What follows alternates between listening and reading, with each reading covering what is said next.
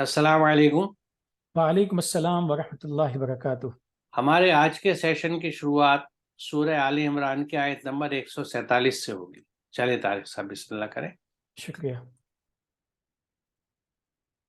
औज़ु बिल्लाहि मिनश शैतानिर रजीम, बिस्मिल्लाहिर रहमानिर रहीम। वमा कान क़ौलुहुम इल्ला अन क़ालू रब्बना इग़फ़िर लना ज़ुनूबना व इसराफ़ना फ़ी अमरिना वसब्बित अक़दामना वंसुरना अलल क़ौमिल काफ़िरीन। और वो सिर्फ यही कह रहे थे, ऐ हमारे रब, हमें बचा ले हमारे गुनाहों और हमारी ज़्यादतियों के नतायज से जो हमसे हमारे काम में हुई, और हमारे कदमों को जमा दे और इनकार करने वालों के मुकाबले में हमारी मदद फरमा। इससे पहले आयत नंबर 146 गुजरी है। उस 46 के आखिरी अल्फाज हैं वल्लाहु युहिब्बुस साबिरीन।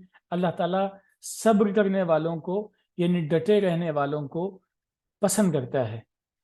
अब वो उन पसंद डटे रहने वालों की सिफात क्या हैं? नंबर वन, पहली सिफत तो यह है कि उन्होंने कोई इनिशिएटिव लिया, कोई काम करना चाहा, उस काम में वो लग गए, जो अच्छा काम था उस काम में लग गए। अब वहाँ पे मशक्क़तें हैं, मेहनतें हैं, मुसीबतें हैं, इसके बावजूद वो वहाँ पे उन्होंने उस काम को शुरू कर दिया है। मजीद उनकी खूबी ये भी है कि वो साबित जमे हुए हैं, बाकायदगी के साथ में काम कर रहे हैं। ऐसा नहीं कि सुबह में कुछ किया शाम में कुछ किया, बल्कि उनकी जो एक्टिविटी का चार्ट है उसके अंदर कंसिस्टेंसी हमें मुस्तकिल नजर आती है। फिर उसके बाद में उनकी और एक बहुत बड़ी खूबी यह है कि अपने अमल के नतीजे में किसी जोम में नहीं पड़ते हैं, किसी किस्म के तकब्बुर का शिकार नहीं होते हैं, बल्कि हर एतबार से वो तवाज़ु और इनकिसारी की एक बेहतरीन मिसाल कायम करते हैं। देखिए, ये बहुत अहम बात है। कई मरतबा हम लोग इस बात का शिकार, गलत फहमी का शिकार हो जाते हैं कि मैंने ऐसा किया, मेरी वजह से ऐसा हुआ, या मैंने ऐसा काम शुरू किया, लोगों ने मुझे फॉलो किया। ये एक कॉमन से स्टेटमेंट है, ऐसा नहीं किसी एक फर्द वाहिद की कोई बात है। एक आम एक इंसानी मिजाज बन जाता है कि मैंने ऐसा किया तो फिर ऐसा हुआ था। क्रेडिट लेने का मिजाज, लोगों को सामने बड़ा बनने का मिजाज, सब चीज़ें इंसानी फितरत का तकाजा है।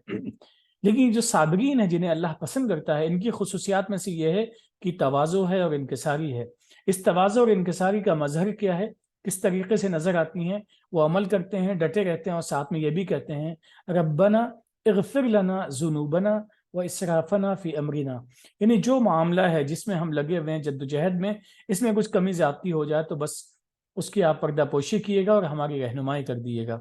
फिर साथ में ये भी कहते हैं कि हमारे कदमों को भी जमा दिएगा, कहीं ऐसा ना हो कि अच्छाइयों से हम वक्ती तौर पे तो लग गए हैं लेकिन बाद में फिर हम इन पे डटे न रह सकें। और मजीद वो ये भी कहते हैं कि जिन गलत कामों को ख़त्म करने के लिए हम लगे हुए हैं उसमें हमारी आप मदद भी किएगा। यानी मुकम्मल तवाज़ु और इनकिसारी है कि साबित कदमी अल्लाह आप ही के हाथ में है, मदद आप ही के हाथ में है, अच्छा बदला देना और अच्छी राह दिखाना ये सब आप ही के हाथ में है। तो बस ये एटीट्यूड होना चाहिए हम लोगों का भी, आम इंसानों का भी, कि साबरीन की कैटेगरी में आ जाएं और प्लस शाकिरीन की कैटेगरी में आ जाएं। शाकिर भी एक लफ्ज़ है कि अल्लाह ताला शाकिरों को पसंद करता है, शुक्रगुज़ारों को। और तवाज़ु और इनकिसारी, यहाँ बस आखिर में एक बात अर्ज़ करते चले, जिस शख्स को इब्लीस कहा जाता है उसकी बुराइयों में जो बुनियादी बुराई बयान की जाती है वो तकब्बुर है। और तकब्बुर का ताल्लुक कम इल्मी या गलत फहमी की बुनियाद पे नहीं है, बल्कि इंसान साहिब इल्म हो, साहिब अमल हो, तभी तकब्बुर होने के इम्कानात होते हैं। लिहाजा अल्लाह ताला हम सबको तकब्बुर से बचाए और सही चीज़ों पे साबित कदम रखे। आपने सही फरमाया, क्योंकि तकब्बुर जो है ये शैतान की पहचान है। और सूरह बकरा में जहाँ शुरू में जिक्र है, तो वहाँ पे जब शैतान ने ये बात कही अल्लाह से कि मैं इनको आगे से, पीछे से, दाएं से, हर तरफ से भटकाऊंगा, तो अल्लाह ने कहा सिवाय मेरे मुखलिसीन के। तो ये जो भटकावा है इसकी एक आम शक्ल जो है वो ये है कि एहसास किबरियाई, एहसास तकब्बुर, अपने आप को बड़ा समझना, उसको चाहे आप अना कह लीजिए या ये एहसास कह लीजिए कि हम बड़े हैं। तो ये चूंकि हर दिल में नजर आता है हमें जब हम अपने चारों तरफ देखते हैं, इसलिए यानी ऐसा लगता है कि शैतान अपने बात में कामयाब रहा है, क्योंकि ज्यादातर लोगों में ये एहसास रहता है। और झगड़े भी इसी बात के होते हैं, अनानियत के, कि मेरा नाम यहाँ क्यों है, ये कैसे, यानी अपनी ज़ात से मुताल्लिक़ इंसान को एहसास होता है कि मैं छोटा दिखाया जा रहा हूँ। مجھے وہ منزلت، وہ تواضع اور وہ جا مقام نہیں مل رہا جو جس کا میں مستحق ہوں. تو اپنے آپ کو اپنی نظروں میں بہت اعلیٰ اور عرفہ اور اچھا سمجھنا، اور پھر یہ چاہنا کہ دنیا مجھ کو ایسا ہی سمجھے. تو یہ احساسات جیسا آپ نے کہا یہ بالکل شیطانی جذبات ہیں اور ہمیں ان سے بچنا چاہیے، کیونکہ اللہ کے جو بندے ہوتے ہیں، جو اللہ پر یقین رکھتے ہیں، وہ اپنے آپ کو چھوٹا سمجھتے ہیں، اور یہ احساس بہت ضروری ہے.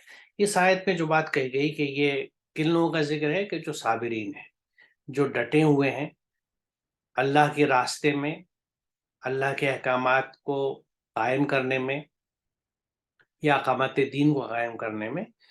وہ لوگ جو ہیں وہ دعا بھی کیا مانگتے ہیں کہ یا اللہ تو ہمارے جو گناہ ہوئے ہم سے، یہ کام کرنے کے دوران میں جو ہم سے اسراف ہوئے ہیں، جو ذاتی ہو گئی ہیں، تو ان کے اثرات سے ہماری حفاظت کر لیں، جو ان کے غلط اثرات آ سکتے ہیں. تو دیکھیے اس میں بڑی اہم بات، ایک تو ہم یہ بات یہاں نوٹ کریں کہ یہ جو انجانے میں غلطی یا جرم ہو جاتے ہیں ان کے لیے یہاں ذکر ہے. یہ اسم والی بات نہیں ہے جو اللہ کے احکامات سے ہٹ کے بغاوت کے تحت چیزیں کی جاتی ہیں. یہ وہ گناہ نہیں ہے، کیونکہ اردو میں گناہ جب ہم ترجمہ کر رہے ہیں تو ذہن دوسری طرف بھی جاتا ہے. تو یہ گناہ وہ نہیں ہے جن کو اسم القرآن کہتا ہے. اللہ کے احکامات سے ہٹ کے سرکشی بغاوت میں انہوں نے کچھ نہیں کیا تھا. ان سے کام کے دوران میں جو جانے انجانے میں چوک ہو جاتی ہے، کوئی جرم ہو جائے، غلطی ہو جائے، اس کے بھی چونکہ اثرات آتے ہیں، لہٰذا یہ اس سے اللہ سے حفاظت مانگتے ہیں کہ تو ہمیں بچا لے ان کے اثرات سے، ان سے حفاظت فرما، اور جو ہم سے اسراف ہو گئے ان کام کو کرنے میں. اب یہ بڑی اہم بات ہے کہ اسراف کسی بھی چیز کا آپ یعنی انجسٹیفائڈ یوز کر جائیں، چاہے وہ اپنی صلاحیت ہو، انرجی ہو، توانائی ہو، پیسہ ہو، رزق ہو، جو بھی چیز ہو. تو یہ بھی اگر انجانے میں ہم سے ہوا ہے کہ ایک کام جو نسبتاً سمجھ لیجیے چھوٹے انویسٹمنٹ سے یا کم توانائی سے ہو سکتا تھا، اس کو ہم نے زیادہ کر لیا، کم مسافت سے ہو سکتا تھا، ہم نے زیادہ مسافت سے کر لیا، یعنی کسی بھی اندازے میں کوئی اسراف ہم سے ہو گیا.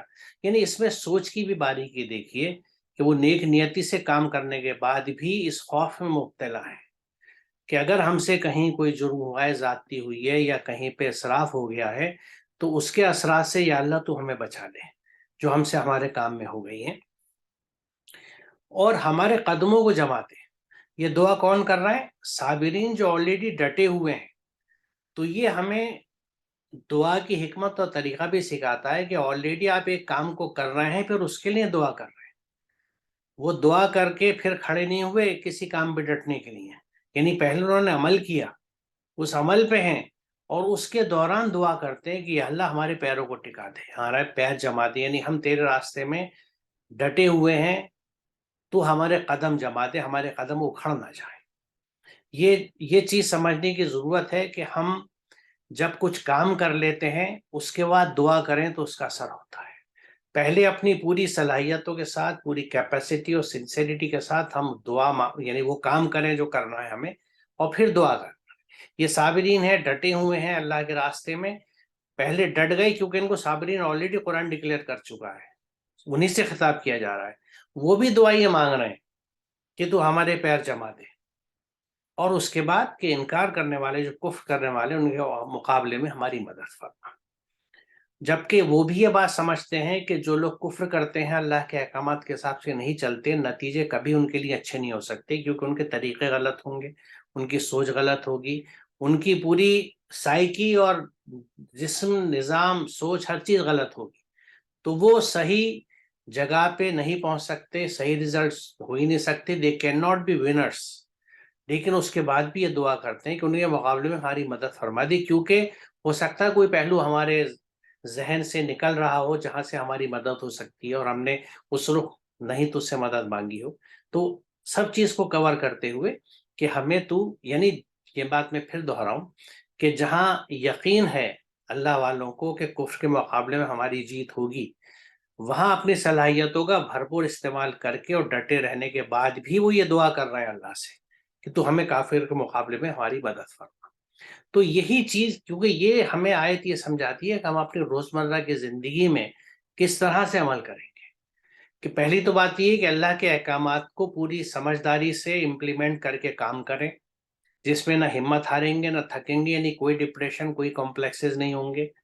کوئی دل توڑنے والی یا لوزنگ ہارٹ والی بات جو ہوتی ہے کہ بالکل دل اچھٹ رہا ہے ہمارا، ڈٹے رہیں گے، دعا اللہ سے مانگیں گے کہ ہمارے قدموں کو جمائے رکھ اور تو ہماری مدد فرما ان لوگوں کے مقابلے میں جو تیرے احکامات کو ریجیکٹ کرتے ہیں یا ان پہ نہیں چلتے ہیں۔ تو ہم اپنی روزمرہ کی زندگی میں یہی اپروچ لے کے چلیں گے کہ جو کام کریں پہلے اس کو کریں اور پھر اللہ سے دعا مانگیں اچھے نتیجے کے لیے۔ چلے طارق صاحب آگے چلتے ہیں۔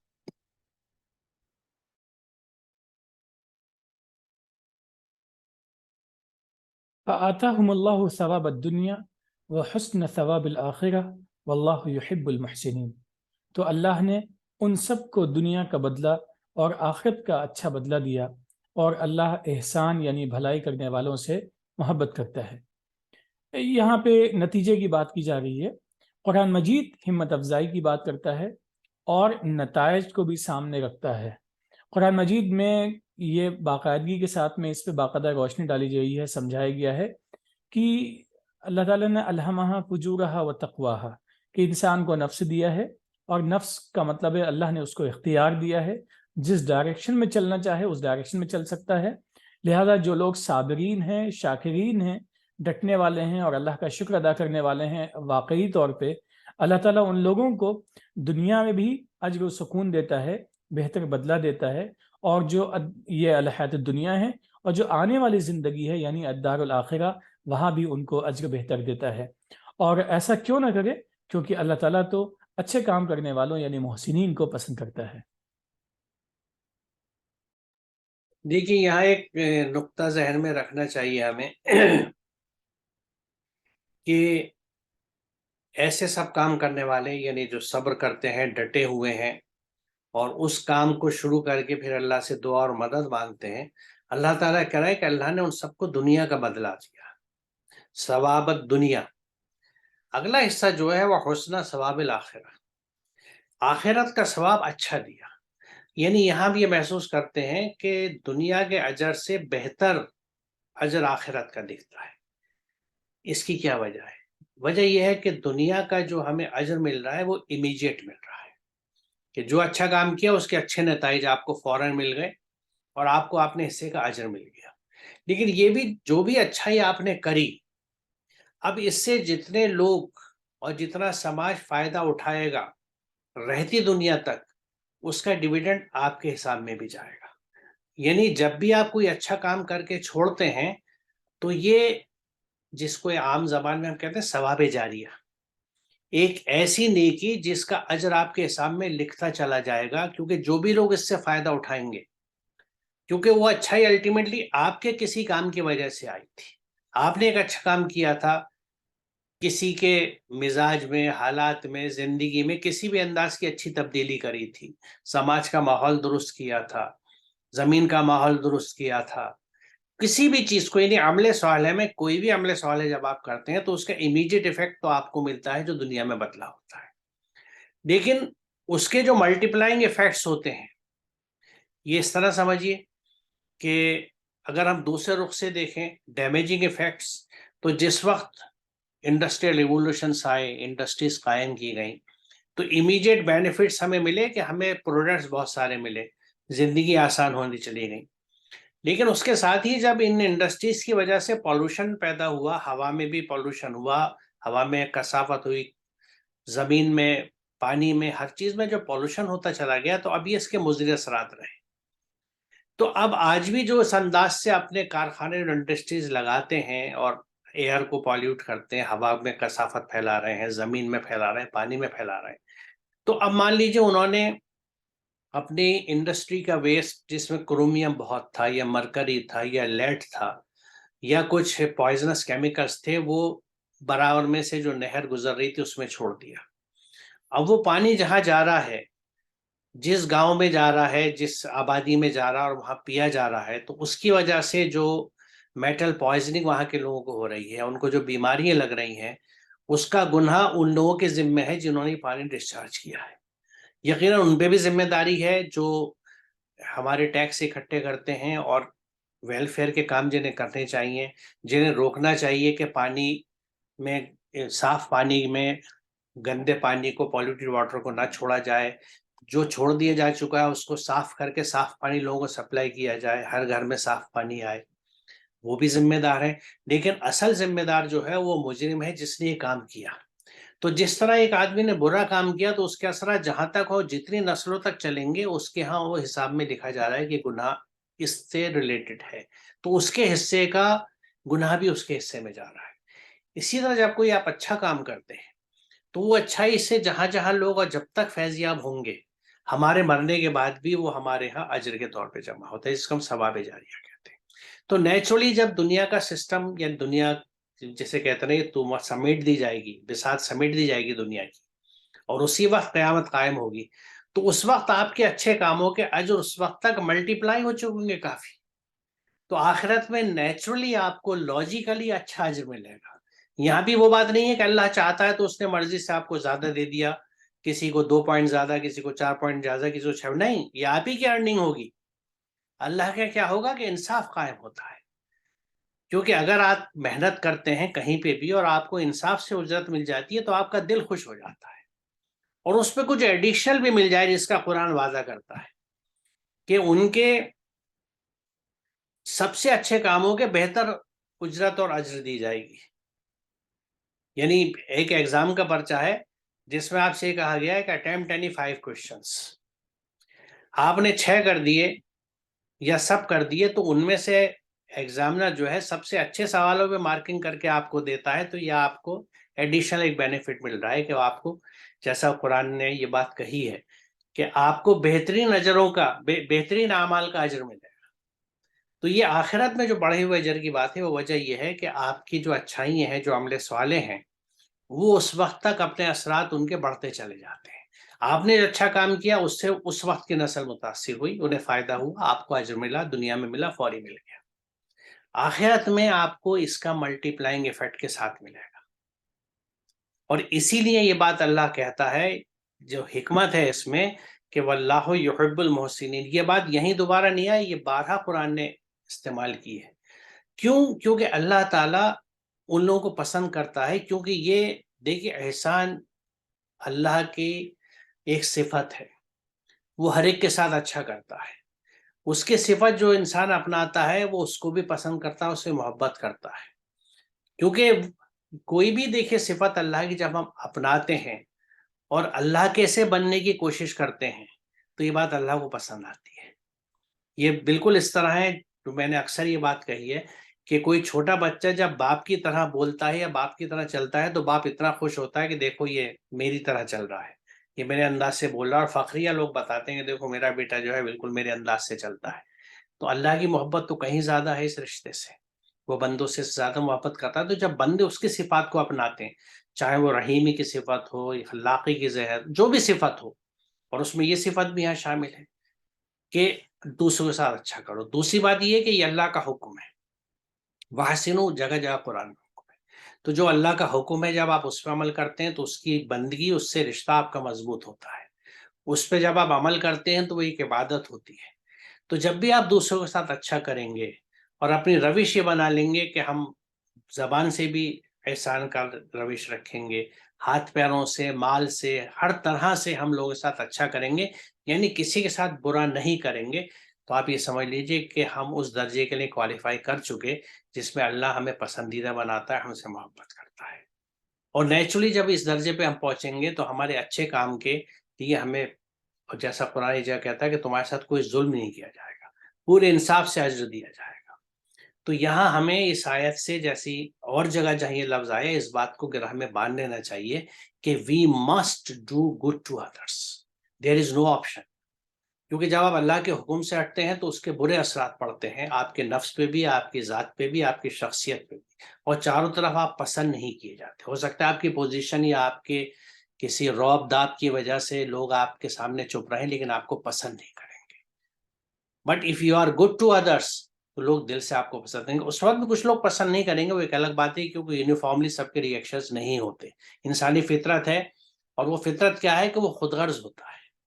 آپ اس کا کام کر دیں یا جو وہ چاہتے ہیں ویسا کر دیں تو آپ بہت اچھے ہیں، بھلے چاہے ناانصافی آپ کو کرنی پڑے، لیکن اگر آپ انصاف کی بات کرتے ہیں، جو صحیح چیز ہے وہ کرتے ہیں اور اس پہ زک آتی ہے، اسے نقصان پہنچتا ہے، تو وہ قطعی آپ کو پسند نہیں کرے گا، کیونکہ اتنے باضمیر اور وسعت رکھنے والے قلب کے بہت کم لوگ ہوتے ہیں جو یہ کہیں کہ ہاں میں غلطی پر تھا اور میں اس کا مستحق نہیں تھا، اگر میرے ساتھ یہ ایسا نہیں ہوا تو کوئی بات نہیں، because I didn't deserve it.